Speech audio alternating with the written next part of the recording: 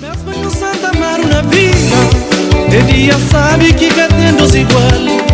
Na riba sabe, ali baixo mais ainda.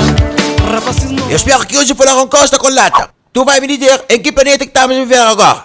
Ultimamente está havendo muito caso de corno, então estamos a viver no mundo de tranca-folha. Então espera aí que eu vou te trancar e folhar. Chibengo, espera aí, diz-me lá qual é a capital de Cabo Verde. Onde vou falar, mas te lembra? Então vou te lampiar pó. Chipulo, diz-me lá quem é chefe de Tag Praia. Chefe de praia, eu li isso no parlamento, yo. Ulisses Tavares. Aqui falar português. Mas que está a falar Rabi da panela, na português. Vai virar panela, professor. Cala a boca, a gente diz ravidar.